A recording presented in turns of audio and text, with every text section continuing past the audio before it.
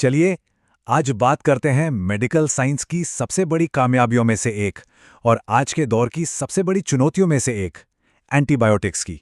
इसकी पूरी कहानी को समझते हैं। सोचकर ही डर लगता है ना? पर ज्यादातर इंसानी इतिहास में यही एक भयानक सच्चाई थी। एक ऐसी दुनिया जिस पर हमारे अदृश्य दुश्मनों का राज था। तो चलिए एक नज़र डालते हैं उस दौर पर जब बैक्टीरिया के खिलाफ ये सुपर हथियार हमारे पास नहीं थे। दुनिया तब कैसी दिखती थी?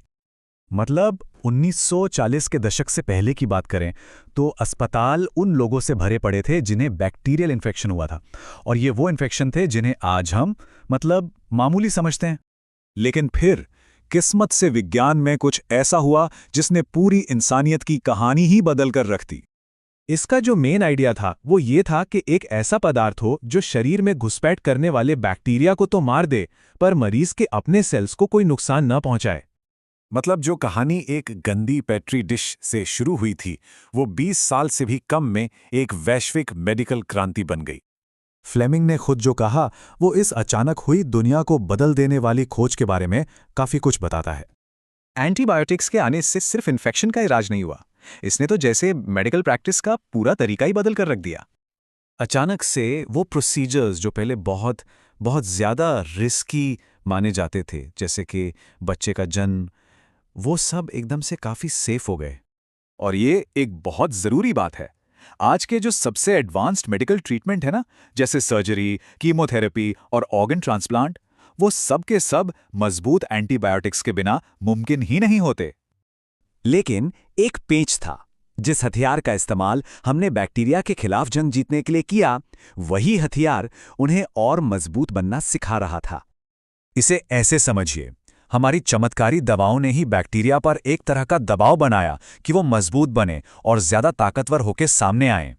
यहां जो दिख रहा है वो असल में एक छोटी सी जंग है। एक तरफ वो बैक्टीरिया है जो एंटीबायोटिक के आगे टिक नहीं पाता, और दूसरी तरफ है रेजिस्टेंट बैक्टीरिया, जिसने अपने अंदर एक छोटा सा जेनेटिक बदलाव करके खुद को बचा लिया और अब वो अपनी तादाद बढ़ाता जा रहा है। और इसका असली दुनिया में जो भयानक असर हुआ है वो ये चार्ट दिखाता है, तथाकथित सुपर बग्स का उदय, जो हमारी कई बेहतरीन दवाओं से भी नहीं मरते।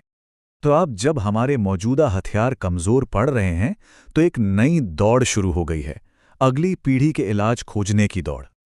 पर अच्छी खबर यह है कि साइंटिस्ट चुप नहीं बैठे हैं।